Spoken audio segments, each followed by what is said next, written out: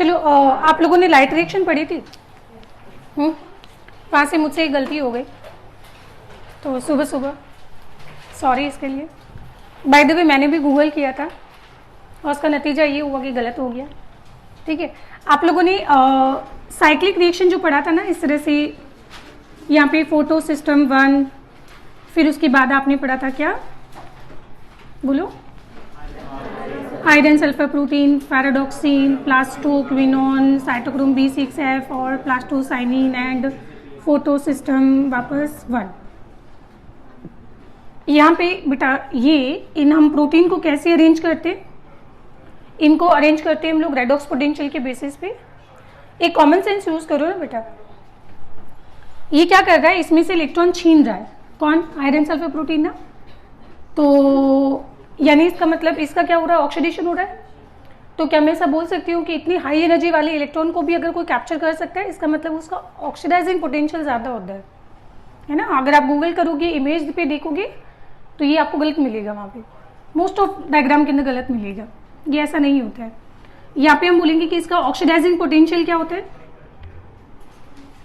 Oxidising potential क्या होता है, ज़्यादा होता है। हाँ। और दूसरा इस तरफ आप नीचे आ जाओ तो इसका क्या होता है, रिड्यूसिंग पोटेंशियल क्या होता है, ज़्यादा होता है। और जब हम रेडॉक्स पोटेंशियल की बात करते हैं तो रेडॉक्स पोटेंशियल में हम ऑक्सीडाइजिंग पोटेंशियल को कंसिडर करते हैं कि रिड्यूसिंग पोटेंशियल को, है ना। तो ये क्या हो जाएगा, यहाँ पे रेडॉक्स पोटेंशियल हो गया। ठीक है, फाइनली इसको सही लिख लो। तो इसमें मुझे बताइए सबसे ज़्यादा रेडॉक्स पोटेंशियल किसका है, फोटो सिस्टम 1 का रेडॉक्स पोटेंशियल ज़्यादा है। अच्छा, फिर हमने 2 और ऐसा 1 भी लिखा था, फोटो सिस्टम 2 और फिर फोटो सिस्टम 1 के लेवल में भी हमने डिफरेंस लिखा था। तो फोटो सिस्टम 2 का रेडॉक्स पोटेंशियल क्या होता है, ज़्यादा होता है, और 1 का ऑक्सीडाइजिंग पोटेंशियल ज़्यादा होता है। ठीक है, लिख लो ऐसा, बस उसमें एरो उल्टा कर देना।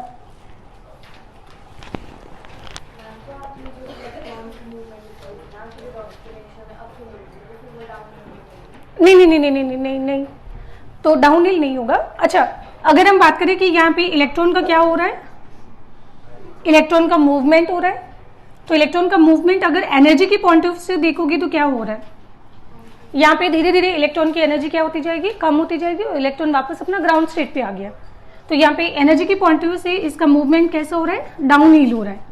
पर अगर प्रोटीन के रेस्पेक्ट में बात करोगे तो बेटा इसका रेडॉक्स पोटेंशियल इससे ये ज़्यादा होता है, फिर इसका और ज़्यादा, फिर उसका और ज़्यादा और ज़्यादा।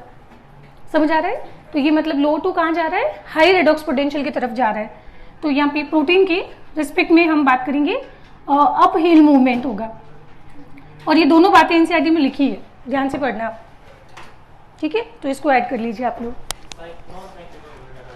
है बेटा, नहीं दोनों साइक्लिक और नॉन साइक्लिक में ऐसे ही होगा सेम।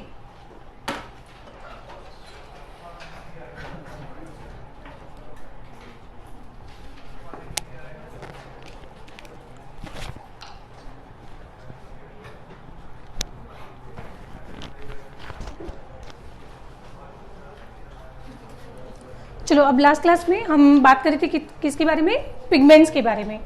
तो हमने एक, प्लीज़ बात नहीं करिए बेटा, एक तो हमने पढ़ा था फोटोसिंथेटिक पिगमेंट्स के बारे में। उसमें एक चीज़ सुनिए, आपने क्लोरोफिल के बारे में पढ़ा था।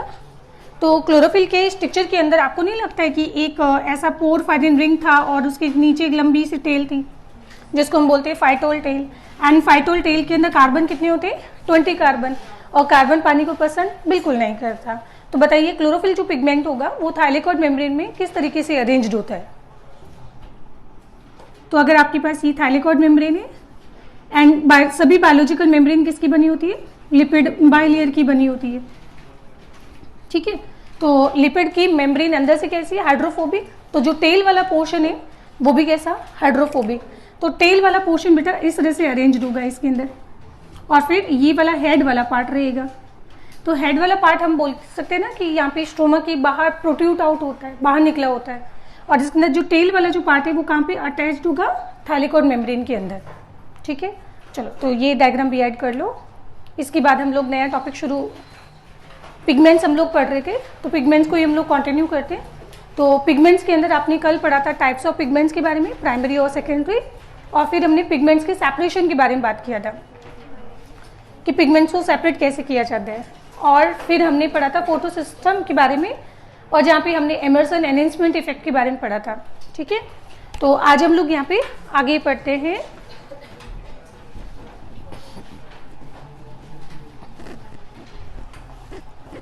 एब्जॉर्प्शन स्पेक्ट्रम के बारे में पढ़ते हैं।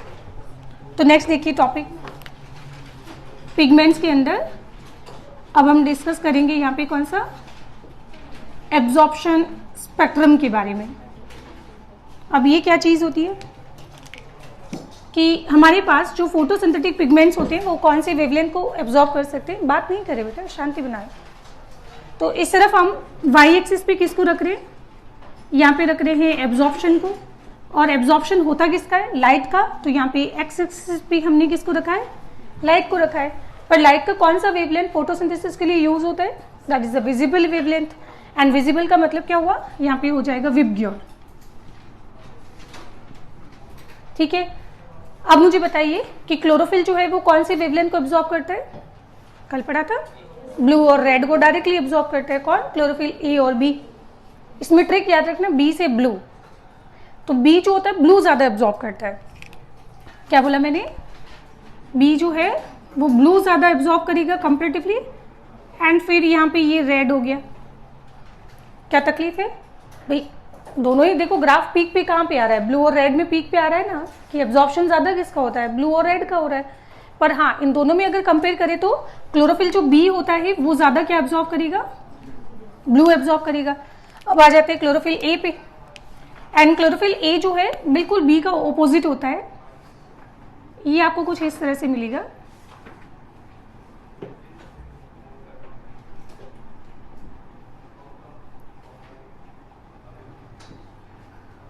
क्या मतलब हुआ इसका,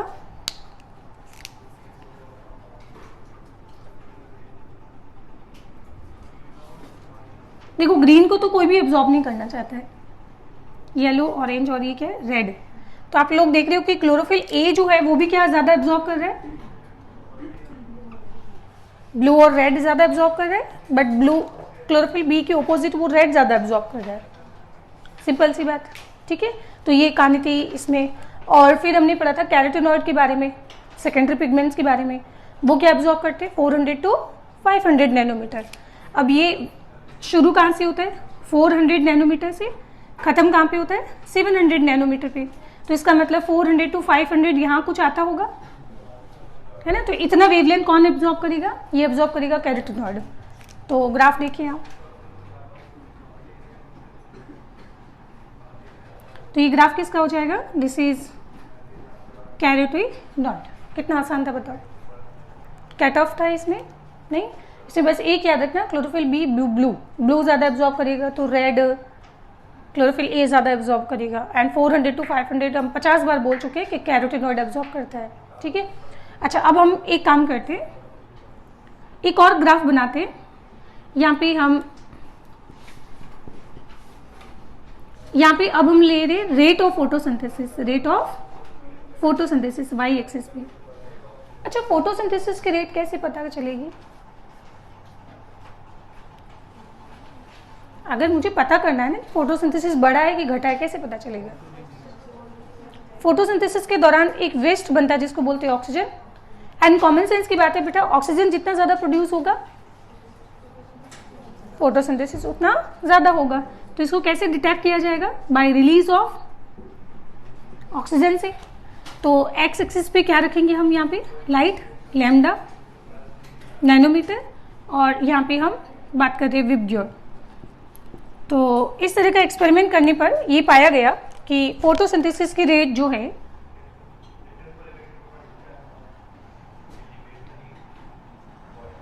ऐसे देखने को मिली। तो ये पीक क्या कहना चाहता है, ये पीक कहना चाहता है कि ब्लू के अंदर फोटोसिंथेसिस रेट मैक्सिमम है और रेड के अंदर भी फोटोसिंथेसिस रेट क्या है, मैक्सिमम है। तो यहां से कंक्लूजन क्या निकला कि ब्लू एंड रेड के अंदर फोटोसिंथेसिस क्या होता है, मैक्सिमम हो रहा है। अच्छा, इसमें भी अगर देखा जाए तो ज्यादा किस में होता है, तो ज्यादा होता है बेटा रेड के अंदर। नाउ क्वेश्चन, क्यों रेड में फोटोसिंथेसिस रेट ज्यादा क्यों होती है। अच्छा मुझे बताओ कि जैसे यहाँ पे वेवलेंथ बढ़ता है, एनर्जी क्या होती है? कम होती है ना। तो ब्लू की एनर्जी ज्यादा होती है कि रेड की एनर्जी ज्यादा होती है? मैं फिर बोल रही हूँ बेटा, वेवलेंथ बढ़ने के साथ एनर्जी क्या होती है? कम होती है। तो ब्लू की एनर्जी ज्यादा होती है और रेड की एनर्जी कम होती है। अब सुनना, मान लो आप जो है यहाँ पे सेकंड फ्लोर पे खड़े हो एंड नीचे ग्राउंड फ्लोर पे आप क्रिकेट खेल रहे थे, आपकी बॉल गिर गई। आपने किसी को बोला कि बेटा बॉल ऊपर फेंक दो, ठीक है। तो एक आदमी जो था भयंकर एनर्जेटिक था और उसने बॉल ऊपर फेंकी, पता चला वो चौथे मंजिल तक गई, फिर चौथे मंजिल से वापस नीचे गिरेगी और फिर सेकंड मंजिल पर जब आएगी तब आप उसको कैच कर पाओगी, है ना। तो ये भयंकर एनर्जेटिक पार्टिकल था। कौन? ब्लू। दूसरा रेड, रेड के पास सफिशिएंट एनर्जी थी, उसने उतनी ही एनर्जी से फेंका कि बॉल जो है वो सेकंड फ्लोर पे सीधा पहुंच गई। समझे इसका मतलब क्या हुआ? बेटा ब्लू जो है वो इलेक्ट्रॉन को इतना ज्यादा, हद से ज्यादा ऑक्सीडाइज कर देता है, जिसकी वजह से उसको प्राइमरी जो एक्सेप्टर होते हैं ना, आयरन सल्फर प्रोटीन, और आपने पढ़ा था फियोफाइटिन है, उनकी एनर्जी से भी बहुत ज्यादा इसको क्या करेगा? हाइपर एक्साइटेड कर देगा। तो इलेक्ट्रॉन को वापस अपनी थोड़ी सी नॉर्मल स्टेज में आने में टाइम लगेगा। बस इसी टाइम में बेटा रेड जीत जाएगा। तो रेड में टाइम इंटरवल का फर्क आ गया ना, मतलब ये हालांकि तो मतलब आप यही समझ सकते हो कि माइक्रो सेकेंड से भी कम का टाइम होता होगा, बट डिफरेंस ऐसा आ जाता है इसके अंदर। कोई परेशानी इसमें नहीं? अच्छा, अब आप देख रहे हो कि इसके अंदर ग्रीन के अंदर फोटोसिंथेसिस क्या हो रहा है? सबसे कम हो रहा है ना। तो यहाँ पे ग्रीन में क्या होगा? सबसे मिनिमम फोटोसिंथेसिस होगा। एंड कॉमन सेंस की बात है बेटा कि ग्रीन के अंदर क्या होता है? प्लांट वैसे ही उसको क्या कर देते हैं? रिफ्लेक्ट कर देते हैं। ग्रीन कलर को प्लांट क्या कर देते हैं? रिफ्लेक्ट कर देता है। आसान था। अब आप एक काम कीजिए, ग्राफ नंबर 1 और ग्राफ नंबर 2 को एक दूसरे के ऊपर रख दीजिए, और एनसीईआरटी में ग्राफ नंबर 3 बनाया गया है। तो जो ग्राफ 3 है वो क्या कहना चाहता है? That is the super imposed. नीचे लिखा होगा, घर जाके पढ़ना, सुपर इम्पोज्ड है ना। ग्राफ 1 और ग्राफ 2 एक दूसरे के ऊपर रख दिए गए। तो अब इससे क्या कंक्लूजन निकाला गया? इससे कंक्लूजन ये निकाला गया कि बेटा जिस वेवलेंथ में एब्जॉर्प्शन ज्यादा होता है उस वेवलेंथ में फोटोसिंथेसिस भी ज्यादा होता है, और जिसमें एब्जॉर्प्शन सबसे मिनिमम होता है उसमें फोटोसिंथेसिस भी आपको मिनिमम देखने को मिलेगा। सिंपल, ठीक है। तो ग्राफ नंबर 3 क्या है? पहला और दूसरे को एक साथ बनाया हुआ ग्राफ है, ठीक है, जहां पे हमें एब्जॉर्प्शन और रेट ऑफ फोटोसिंथेसिस को कंपेयर करना है बेसिकली। चलो, तो इस तरह से मुबारक हो, आपका फोटोसिंथेसिस में पिगमेंट्स वाला पार्ट कंप्लीट हो गया। तो हमने कौन कौन से पार्ट कंप्लीट किए? अभी हमने मैकेनिज्म कंप्लीट किया है और हमने पिगमेंट्स कंप्लीट कर लिया है। नाउ इसके बाद थर्ड हम टॉपिक शुरू करने जा रहे हैं। कौन सा? अफेक्टिंग फैक्टर्स के बारे में। तो इसको बिल्कुल नए पेज पे हेडिंग लिखना, चैप्टर का third part, photosynthesis affecting factor. Photosynthesis affecting factor.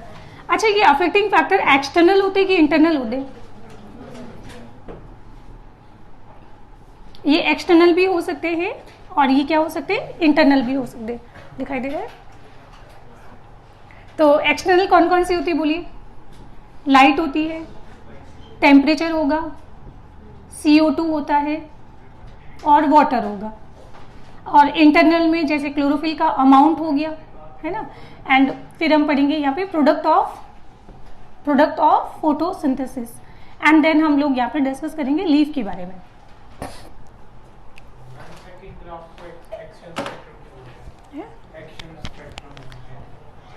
Action spectrum, क्योंकि लाइट को एब्जॉर्ब करने के बाद फोटोसिंथेसिस क्या है? उसका एक्शन हुआ ना, तो इसलिए हम बोल क्या रहे हैं? इसको एक्शन स्पेक्ट्रम बोलते हैं इसको। ये एब्जॉर्प्शन स्पेक्ट्रम हो गया, और ये वाला कौन सा हो जाएगा?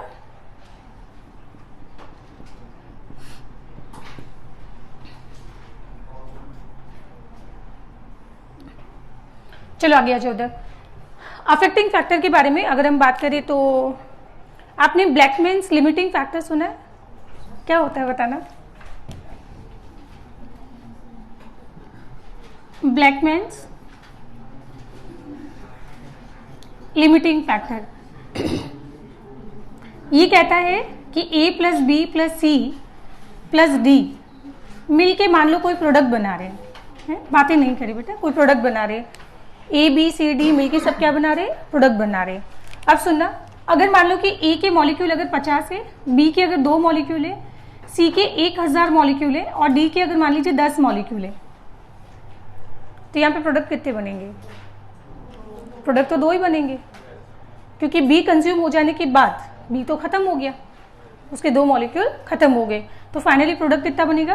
वो तो 2 ही बनेगा। अब सी को देखो, जितना चाहिए था उससे तो वो कई गुना ज्यादा है। तो अब मुझे बताओ यहाँ पे रेट ऑफ रिएक्शन किसके ऊपर डिपेंड करेगी? बी पे। तो कॉमन सेंस की बात है कि जो रिएक्शन में सबसे लिमिट में हो, जो सबसे लिमिट में हो, रेट ऑफ रिएक्शन उस पर निर्भर करती है ना। कोई बात नहीं, नहीं समझ आया। सबसे बढ़िया एग्जाम्पल लेते हैं हम लोग चाय का, ठीक है। आपको मान लो घर पे 10 गेस्ट आ गए, आपको चाय बनानी है 10 कप, और उसके लिए पानी की टंकी तो ऊपर भरी है ना।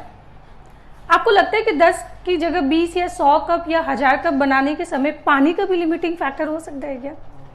है उसमें तो बेटा मेहमान आए, नहा के चले जाए, अपने सारे कपड़े धो लो, तो अब भी पानी लिमिटिंग फैक्टर तो हो ही नहीं सकता चाय बनाने के लिए, क्योंकि वो तो जरूरत से ज़्यादा अवेलेबल है, ठीक है। और अब मान लो सपोज करो कि आपको चाय बनाने के लिए चीनी भी चाहिए, दूध भी चाहिए, पर दूध मान लो कि आपके पास 1 ही ग्लास है, चीनी मान लो 5 किलो पड़ी है, चाय पत्ती अगर मान लो 5 किलो पड़ी है, तो अब बताओ चाय कितनी बनेगी? ये कौन डिसाइड करेगा? क्योंकि दूध आपके पास आधा कप ही है ना, आधा ग्लास ही दूध है ना, तो उससे ज़्यादा से ज़्यादा हम लोग 2 कप चाय बना पाएंगे, सिंपल सी बात। तो रेट ऑफ रिएक्शन चाय कितनी बनेगी ये किस पे निर्भर करता है? दूध के ऊपर, क्योंकि दूध अब कम पड़ गया। अच्छा मान लो कि सपोज करो दूध वाले भैया आ गए, 5 किलो दूध, 5 लीटर दूध जो है वो आपको पकड़ा के चले गए, ठीक है। और अगर आपके पास घर में मान लो चीनी हो गई आधा किलो, अब बताओ चाय कितनी बनेगी वो किसके ऊपर डिपेंड करेगा? चीनी के ऊपर। कॉमन सेंस की बात है कि रिएक्शन में जो सबसे कम होगा, रेट ऑफ रिएक्शन उस पर निर्भर करती है ना।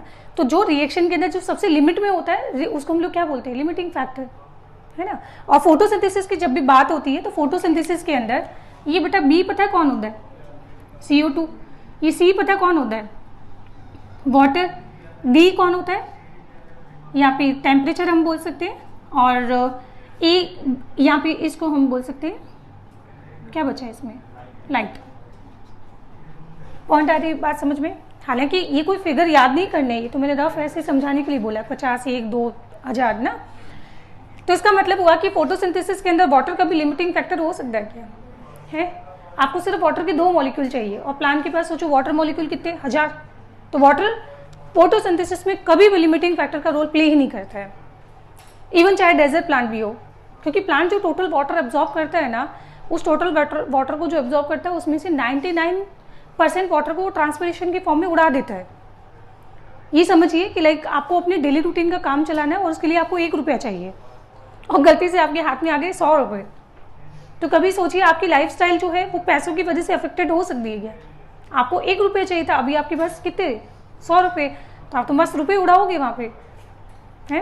तो प्लांट वही कर रहा है, प्लांट वाटर के 100 मॉलिक्यूल यूज कर रहा है, पर उन 100 में से तो लेस देन 1 ही उसको चाहिए होता है, किसके लिए? फोटोसिंथेसिस के लिए। बाकी तो वो तो मैक्सिमम वैसे ही क्या बोलते हैं, ट्रांसपिरेशन में उड़ा देता है। तो फोटोसिंथेसिस के अंदर वाटर कभी भी क्या होगा? लिमिटिंग फैक्टर का रोल प्ले नहीं करता है। पानी की टंकी ऊपर भरी हुई है, ठीक है, कभी आपको लगता है कि चाय बनाने के लिए पानी कम हो गया? एक्सेप्शन वो वाला दिन पिछले महीने वाला, ठीक है। अच्छा, और दूसरा देखो, नेक्स्ट आ जाते हैं CO2। CO2 एनवायरमेंट में कितनी होती है बेटा? 0.03%, मतलब 0 पॉइंट फिर 0 और 0 के बाद भी कितना? 3। तो यानी एटमॉस्फेयर में CO2 बेटा वाकई में बहुत कम है ना। तो हम लोग बोलेंगे कि जनरली फोटोसिंथेसिस के अंदर क्या बोला? जनरली फोटोसिंथेसिस के अंदर लिमिटिंग फैक्टर कौन होता है? लिमिटिंग फैक्टर कौन होता है? CO2। कोई एक्सेप्शन बता सकते हो जहां पे लाइट लिमिटिंग हो? इसको ओपन करना, कहीं पे लाइट लिमिटिंग फैक्टर हो सकती है? ये दीदी को दे दो। कहीं पे लाइट लिमिटिंग हो सकती है क्या? Very nice. अगर मान लीजिए बहुत ही ज्यादा कोई डेंस फॉरेस्ट है, इतना घना है कि बेटा बॉटम के अंदर जो बेचारे प्लांट ग्रो हो रहे हैं ना, उनको ढंग से लाइट अवेलेबल नहीं हो पाती है, तो उस केस में रुक जाते हैं।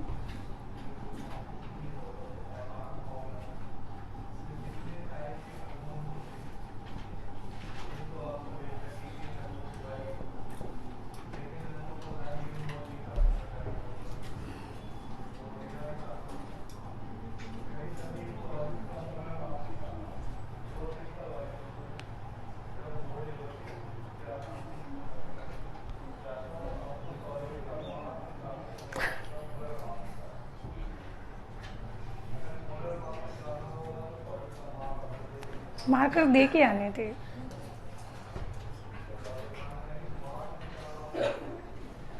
चलो लिखो तुम लोग तब तक। नहीं चलने दो। और अगर वीडियो आपको क्लियर नहीं दिखाई दे ना, तो उसमें आप क्या करना, उसका क्वालिटी बढ़ा देना। जैसे YouTube जो है ना आपको 320 रेफर करता है ना, कितना 360, हाँ 360 रेफर करता है। अगर आपको बोर्ड क्लियर नहीं दिखाई देता है ना, तो उसमें आप बढ़ा देना, उसको 720 कर देना, तब देखना कितना बढ़िया क्वालिटी दिखाई देगा है।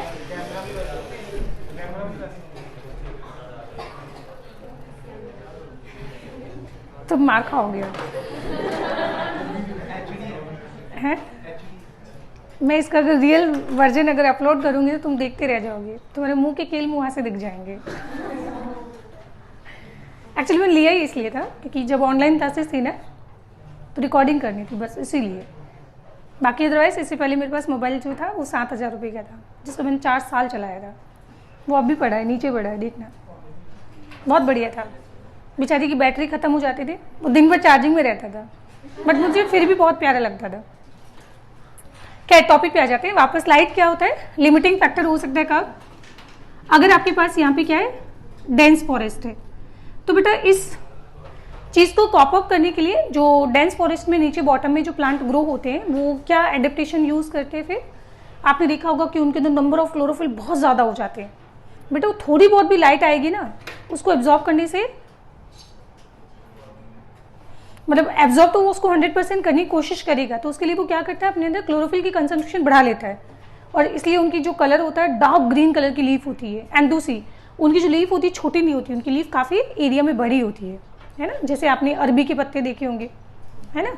चलो नेक्स्ट दूसरा हम बात करते हैं इसमें डीप ओशन के अंदर। कॉमन सेंस की बात है कि पानी के अंदर जैसे आप नीचे जाते रहोगे तो वहाँ पे लाइट क्या हो जाएगा, लिमिटिंग फैक्टर हो सकता है ना। प्लीज़ लिखना बंद करें, आगे देखो। अब नेक्स्ट हम शुरू करते हैं सबसे पहले कौन सा, एक्सटर्नल फैक्टर। और एक्सटर्नल फैक्टर के अंदर सबसे पहले आएगा लाइट। अब मुझे बताओ कि लाइट जो है वो फोटोसिंथेसिस को कैसे अफेक्ट करता है। लाइट का ड्यूरेशन अफेक्ट करता है, कि लाइट की क्वालिटी अफेक्ट करती है, कि लाइट का इंटेंसिटी अफेक्ट करता है। क्या अफेक्ट करता है लाइट का,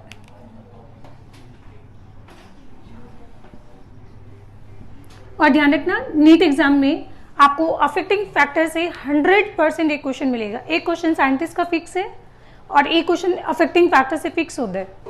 तो आज की क्लास से एक सीधा सीधा क्वेश्चन। चलो बताओ, तो लाइट का मैंने क्या बोला आपको, एक तो इसमें होती है इंटेंसिटी, फिर हमने बोला लाइट का ड्यूरेशन,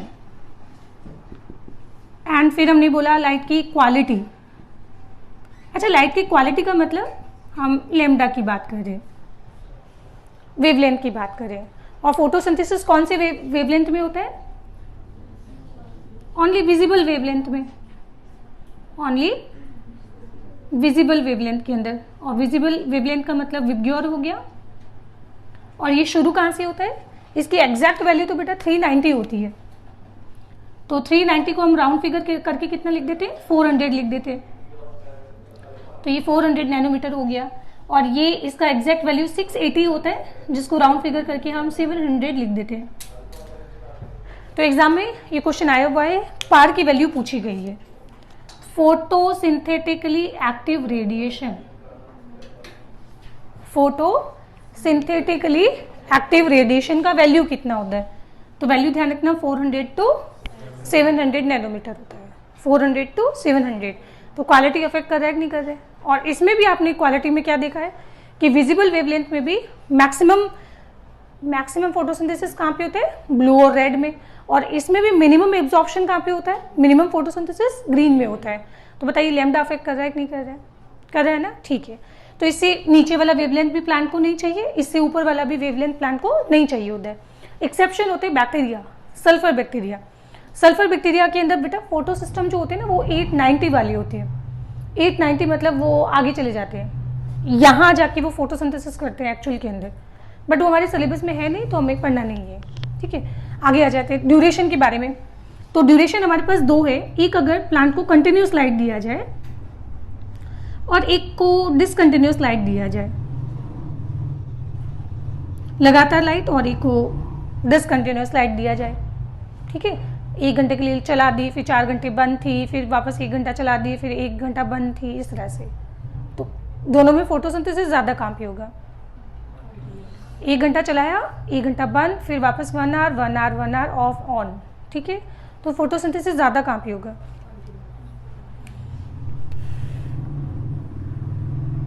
तो रेट ऑफ फोटोसिंथेसिस ज़्यादा कहाँ पे मिला आपको? डिसकंटिन्यूस लाइट में। सोचिए क्यों?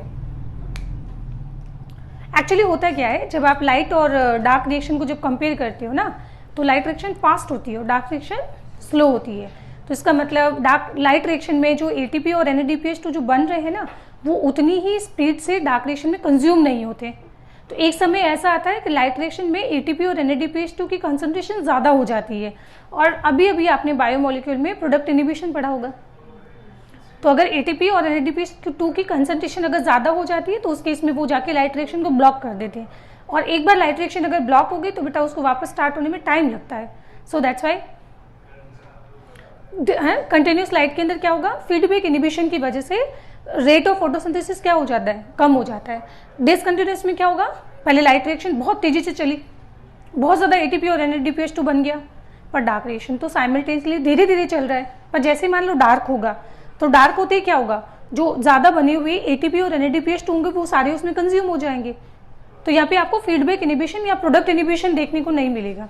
दैट्स वाई जो डिसकंटिन्यूस लाइट होती है उसमें फोटोसिंथेसिस रेट ज़्यादा देखी जाती है। कोई परेशानी? ठीक है। नाउ आगे देखो, इंटेंसिटी की बात करते हैं। तो यहाँ पे ये हमने ले लिया लाइट की इंटेंसिटी। इंटेंसिटी को ज़्यादा अच्छे से समझें तो इसको हम सुबह के मॉर्निंग के 7 AM लिख दें।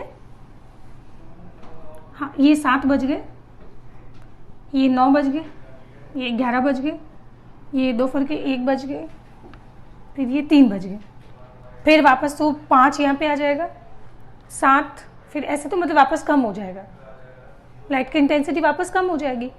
तो और यहाँ पे वाई एक्सिस पे हमने क्या लिया है, रेट ऑफ फोटोसिंथेसिस। अच्छा, ये कैसे डिटरमाइन करोगे कि फोटोसिंथेसिस बढ़ा है कि घटा है? रिलीज ऑफ ऑक्सीजन, ऑक्सीजन की अगर रिलीज अगर बढ़ा है तो नो डाउट फोटोसिंथेसिस रेट क्या होगी, बढ़ेगी, है ना। तो इसमें ग्राफ जो है वो कैसा बनेगा, जो ग्राफ है वो कैसा बनेगा, इस तरह का बनेगा।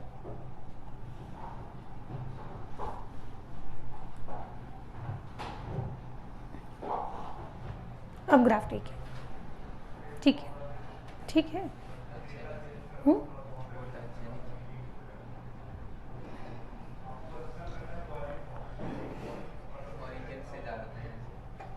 अच्छा नहीं, यहाँ समझो, ये ठीक है। अच्छा देखो, इधर ये सुबह के 10 बज गए ना, आपको नहीं लग रहा है कि सुबह 10 बजे तो लाइट बहुत ज़्यादा तो नहीं होती है, बट फिर भी आपने नोटिस किया कि इसके बाद फोटोसिंथेसिस रेट क्या होगी, मैक्सिमम अचीव हो जाती है। तो इसका मतलब जो टोटल लाइट होती है ना, उस टोटल लाइट का सिर्फ 10% जो होता है 10 बजे सुबह के, मतलब 10%, तो 10% लाइट इंटेंसिटी पे क्या होता है, वो फोटोसिंथेसिस रेट मैक्सिमम हो जाती है। तो 10% के बाद तो सारा वेस्ट है। इसके बाद आप लाइट की इंटेंसिटी चाहे कितने भी बढ़ाओ, फोटोसिंथेसिस रेट नहीं बढ़ने वाली है। ऐसा क्यों? अगर आपके पास जो दूध था, भैया 5 लीटर आपको दूध पकड़ा के चले गए, अब आपके पास चीनी कितनी है, आधा किलो, तो अब चाय के कप कितने बनेंगे? पहले 2 कप बन रहे थे, अब चाय के हो सकते हैं 10 कप बन जाएंगे, पर 10 से आप 11वां कप तो नहीं बना सकते हो। क्यों? क्योंकि अब चीनी कम हो गई ना। बेटा लाइट की इंटेंसिटी ऐसा नहीं है कि इनफाइनाइट टाइम तक बढ़ाते बढ़ाते फोटोसिंथेसिस रेट भी बढ़ती जाएगी, नहीं, क्योंकि इसके बाद क्या होते हैं, अदर जो फैक्टर होते हैं वो कैसे होते हैं, लिमिटिंग हो जाते हैं। जैसे CO2 कम पड़ गई है, वाटर कम हो गया मान लो, ऐसा है ना, तो अदर फैक्टर क्या हो जाते हैं, लिमिटिंग हो जाते हैं। हाँ, अगर आप चाहते हो कि बेटा ये ग्राफ हमेशा ऐसा चलता रहे, वहां पहुंच जाए, तो उसके लिए क्या करो, फिर आप बाकी अदर फैक्टर को भी बढ़ा दो, CO2 भी बहुत बढ़ा दो, क्लोरोफिल को भी बहुत सारा बढ़ा दो, सब चीज़ों को बढ़ाओगे तब जाके वो क्या होगा, उसमें इंक्रीज होता जाएगा। कोई परेशानी है इसमें? नहीं। तो ये मैक्सिमम कब अचीव कर लेते हैं, टोटल इंटेंसिटी का ओनली 10% सफिशियंट होता है। जैसे एग्जाम्पल मॉर्निंग में सुबह 10 बज गए, या फिर अगर बरसात का टाइम होता है हल्की सी धूप होती है, सफिशिएंट है, मैक्सिमम अचीव कर लेगा फोटोसिंथेसिस। उसके बाद तो सब वेस्ट है बेटा, प्लांट को चाहिए भी नहीं, है ना। तो इसके अंदर अगर हम 3 यहाँ पे स्टेजेस को अगर देखें तो ये तो फालतू है, सी तो फालतू है बेटा। अच्छा, ए के अंदर आपने क्या नोटिस किया, इस ए वाले ग्राफ में आपने क्या नोटिस किया कि इंटेंसिटी बढ़ने के साथ रेट भी बढ़ रही है, इंटेंसिटी बढ़ने के साथ रेट भी बढ़ रही है। अब जरा बी वाले ग्राफ को ध्यान से देखना, ये ग्राफ बी वाला है। अच्छा, सी वाले ग्राफ में मैं क्या ऐसा बोल सकती हूँ कि यहाँ पे फोटोसिंथेसिस रेस्पिरेशन से कहीं गुना ज्यादा होगा, और ए वाले ग्राफ में मैं क्या ऐसा बोल सकती हूँ कि फोटोसिंथेसिस तो अभी कम है ना, तो rate of photosynthesis sorry respiration ज्यादा हो रहा होगा यहाँ पे। और बी वाले ग्राफ में कुछ ऐसा कंडीशन आया होगा कि फोटोसिंथेसिस अब रेस्पिरेशन के बराबर हो गया होगा। बट प्लांट में रेस्पिरेशन तो 24 आवर चलता है ना, उसको थोड़ी रोक सकते हैं। हाँ, फोटोसिंथेसिस रात में नहीं होता है, दिन में होता है। तो मैं वही बोल रही हूँ कि रेस्पिरेशन तो चल ही रहा था, अब लाइट बढ़ी तो फोटोसिंथेसिस तो धीरे धीरे शुरू हुआ है, अभी शुरू हुआ है ना, स्टार्ट हुआ है। तो यहाँ पे आप क्या देख रहे हो कि फोटोसिंथेसिस की रेट रेस्पिरेशन से कम है। एक समय आने के बाद दोनों बराबर हो गए, एंड फिर उसके बाद में क्या हो गया, इंक्रीज हो गया। पॉइंट आ रही समझ में बात, है ना। अच्छा, इस केस को मतलब क्या कंक्लूजन निकाल सकते हो आप यहाँ से, एक आपके पास लीफ है, अगर कंडीशन ए है तो लीफ एटमॉस्फेयर में कौन सी गैसेस एब्जॉर्ब करेगा और क्या रिलीज करेगा, आराम से बताओ। कॉमन सेंस की बात है कि वो ऑक्सीजन एब्जॉर्ब करेगा एंड CO2 रिलीज करेगा, क्योंकि रेस्पिरेशन की रेट ज्यादा है। अच्छा, इस वाले केस में बताओ, CO2 एब्जॉर्ब करेगा और ऑक्सीजन, अब इसके बारे में बताओ। है वो बेटा एटमॉस्फेयर के साथ जीरो एक्सचेंज करेगा। एटमॉस्फेयर में कोई भी ऑक्सीजन मतलब गैसेस एक्सचेंज होगी ही नहीं। रीजन क्या, देखो रेस्पिरेशन में जो CO2 प्रोड्यूस होगी फोटोसिंथेसिस में चली जाएगी, एंड फोटोसिंथेसिस में जितना ऑक्सीजन प्रोड्यूस हो रहा है वो रेस्पिरेशन में यूज हो जाएगा।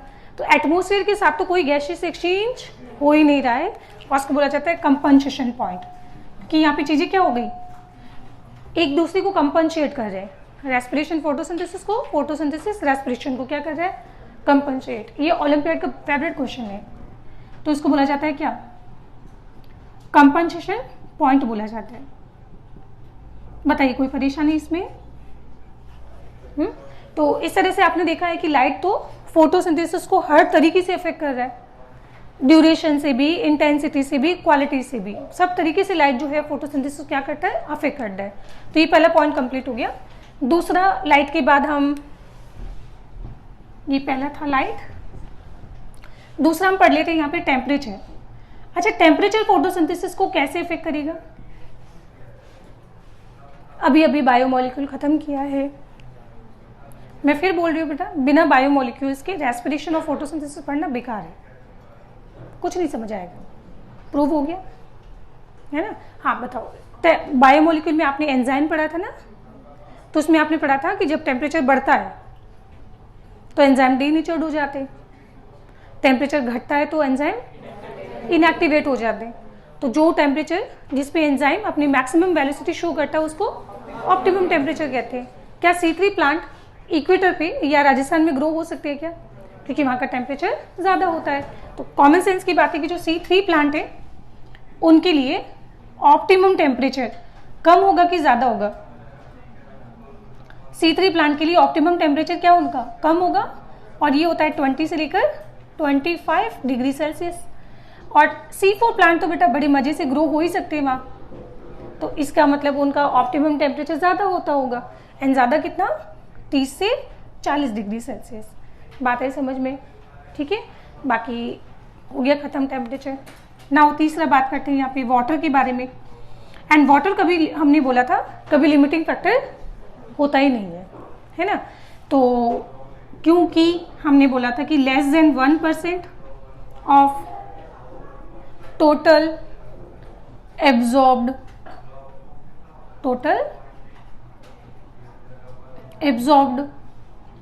वाटर का एक्चुअली यूटिलाइज होता है कहाँ पे, यूटिलाइज इन फोटोसिंथेसिस कितना, लेस देन 1%। तो जनरली क्या मतलब फोटोसिंथेसिस में वाटर की अवेलेबिलिटी तो बेटा जितना चाहिए उसे बहुत बहुत बहुत ज़्यादा अवेलेबल होता है। ठीक है, चलो हो गया खत्म। लास्ट बचा है इसके अंदर, एक्सटर्नल के अंदर हम पढ़ते हैं कौन सा, CO2, carbon dioxide. Carbon dioxide मैं ग्राफ बना रही हूँ और बताएं कि ये ग्राफ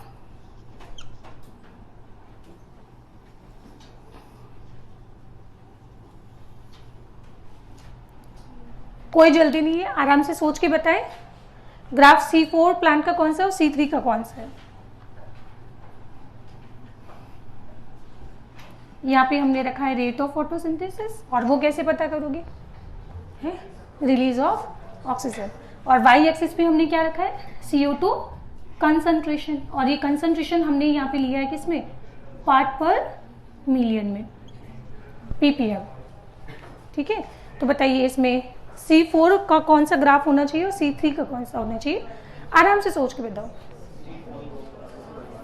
ऊपर वाला ग्राफ C4 का होना चाहिए और नीचे वाला ग्राफ, क्यों, क्योंकि C3 प्लांट के अंदर फोटो रेस्पिरेशन होता है और फोटो रेस्पिरेशन की वजह से उनकी प्रोडक्टिविटी कम होती है।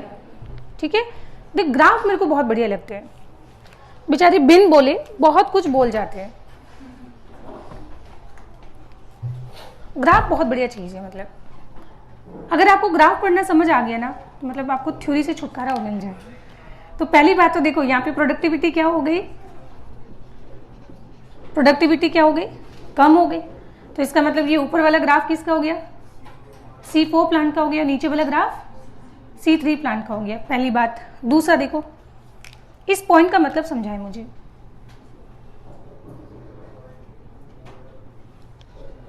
मतलब इतना प्रोडक्टिविटी का फर्क आ रहा है C3 और C4 में, रीजन क्या, फोटो रेस्पिरेशन। ठीक है, अच्छा इस ग्राफ का मतलब समझाए, ये क्या है, अब इसको एक्स एक्सिस पे मिलाने पर आपको क्या समझ आया,